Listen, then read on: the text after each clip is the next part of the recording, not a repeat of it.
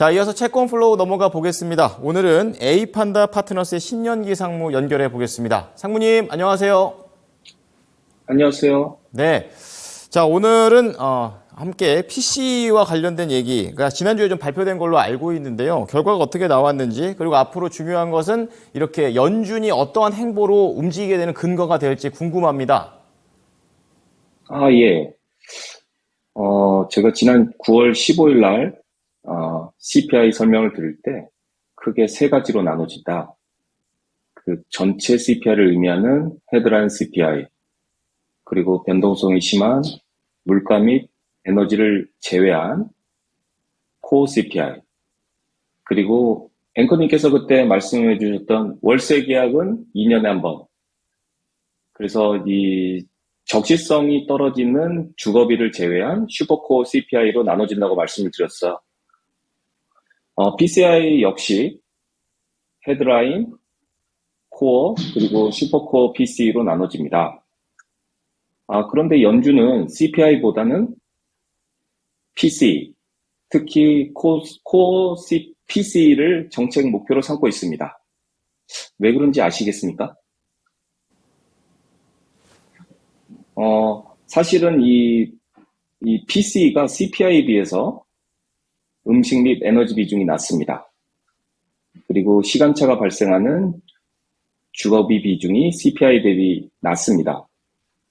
즉, 지속적이면서도 즉각적으로 반영하는 물가 품목의 비중, 즉 코어 및 슈퍼코어 PC를 보다 상세하게 볼 수 있다는 장점이 있습니다.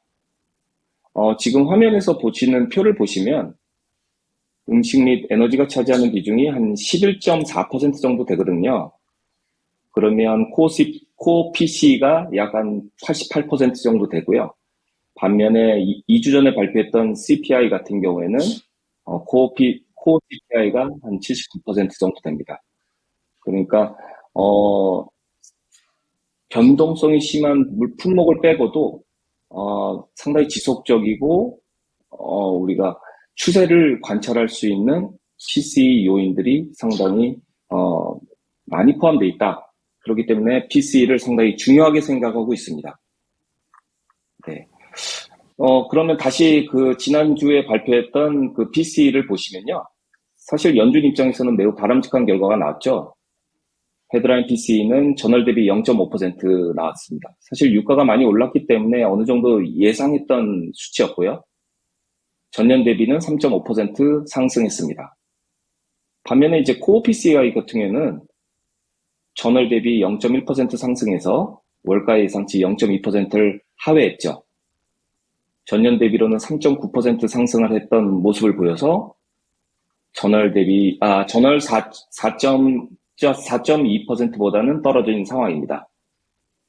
실제 금년 코어 PCI의 월별 변동폭을 이제 합산한 부분을 그 연율화해서 보면 그래프에서 표시했지만 3.5%가 나옵니다. 그렇게 보면 결국 이제 코어 CPI는 점진적이지만 내려가고 있다 이렇게 볼 수 있고요. 코어 PC가요. 그래서 사실 이제 코어 PC가 실제는 올해는 3.5%니까 실제는 현재 보이고 있는 전년 대비 3.9%보다는 더 떨어질 것이라고 예상하고 있습니다. PC와는 별개로 한 가지 더 지켜봐야 될 점은 개인 실질 가처분 소득이 사실 전월 대비 0.2%가 떨어졌다는 점입니다. 반면 실질 소비는 0.1% 늘었고요.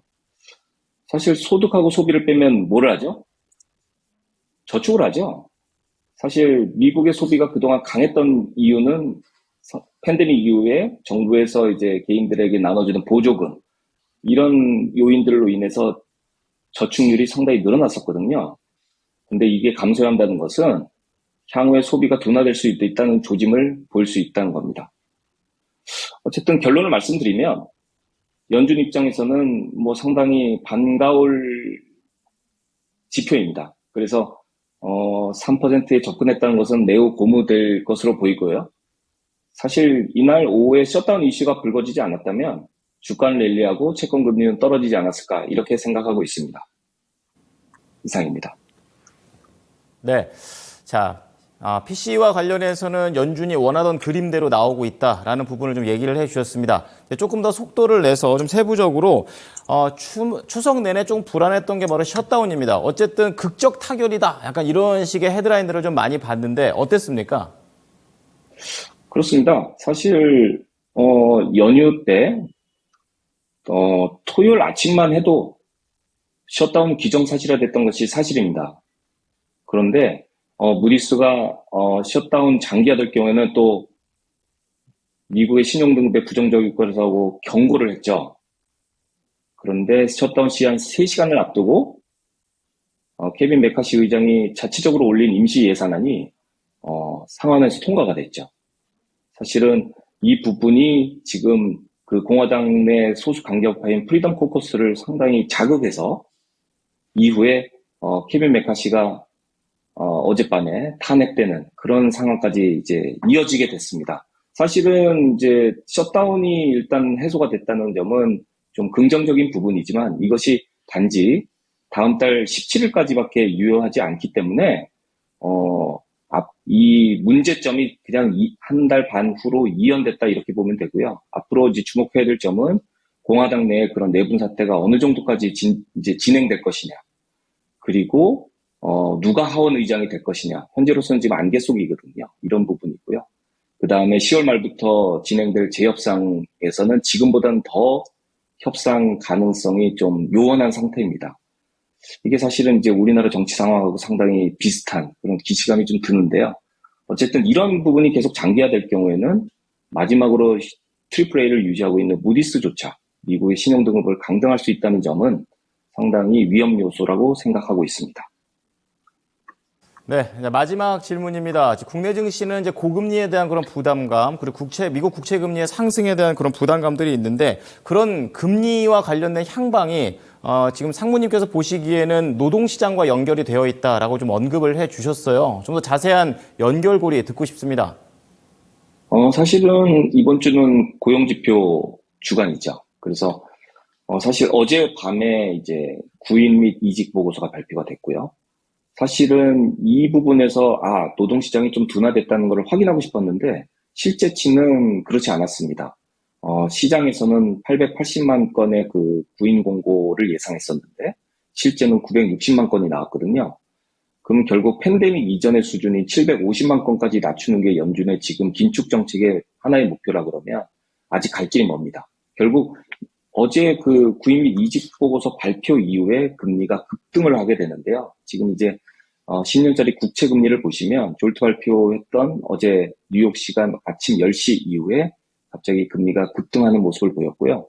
우리가 생각지도 않았던 10년 금리가 벌써 4.8%를 보이고 극소수만 주장했었던 5%가 이제 머지않은 상황입니다. 그것이 결국 어제 주가가 급락하게 된 이유로 작용을 한 것 같습니다.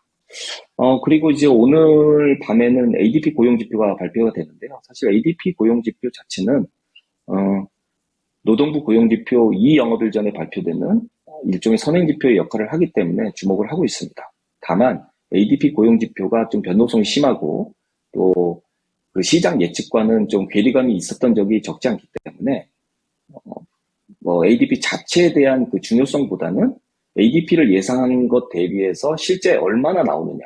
그래서 예상을 많이 빗나갈 경우에는 채권금리가 상당히 변동성이 심해지거든요.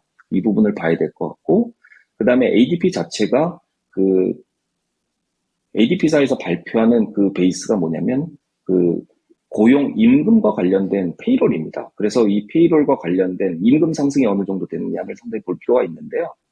일단은 전월 대비 순 고용자 수가 지난달에는 17만 7천 명 정도 증가가 있었는데 금년에 이번 달에 어느 정도 될지가 상당히 관건이고, 그 다음에 임금 상승의 멘트 중에 계속적으로 디셀러레이트 또는 디크리즈라는 단어가 나온다면 임금 상승의 둔화가 어느 정도 보인다 이렇게 볼 수 있겠습니다. 참고로 지난달 직장을 다니고 있는 사람 기준으로는 5.9%, 이직자 임금 상승은 9.5% 상승한 상황입니다.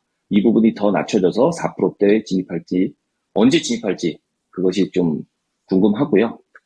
그 다음에 이제 내일 모레 발표하는 고용지표의 경우에도 결국 비농업 부문 순 증가, 그리고 실업률, 참여율, 마지막으로 시간당 임금 상승률 이 네 가지의 카테고리로 발표를 하는데요.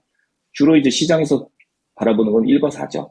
실업률은 3% 후반대는 뭐 역대급으로 낮은 수준이기 때문에 이 부분이 4%를 넘었을 경우에는 좀 의미 있게 보여지고요. 저는 이제 개인적으로는 참여율에 좀 방점을 두고 있습니다. 아까 말씀드렸던 그 저축률 부분이 이제 감소한다고 말씀을 드렸잖아요. 그러면 개인별 이제 이 가구별로 소위 쟁여놓은 돈들이 떨어지면 결국 노동시장에 참여할 수밖에 없고, 지금 임금 상승이 그동안 계속 올랐던 이유는 기업이 실적이 좋아서 구인을 하고 싶어도 구인자가 없기 때문에 구인을 하려면 임금이 높아져야 되는 부분이 있었거든요. 이런 부분이 참여율이 높아짐으로써 이 임금 압력이 좀 줄어들 수 있다. 결국 참여율이 현재 62.8% 정도 되는데요. 팬데믹 이전에 63.3%까지는 0.5%가 남았는데, 이 0.1%에 대한 그 감을 말씀드리면, 미국의 그 이제 노동 가능한 인구가 약 1억 7천만 명 정도 되거든요. 그러면 0.1%만 해도 17만 명입니다. 그러면 0.5% 하면 거의 100만 명에 가까운 숫자거든요. 이런 부분을 감안했을 때 이 참여율이 늘어났을 경우에 임금 둔화가 될 수 있기 때문에 참여율도 같이 보시라, 이렇게 말씀드리고 싶습니다.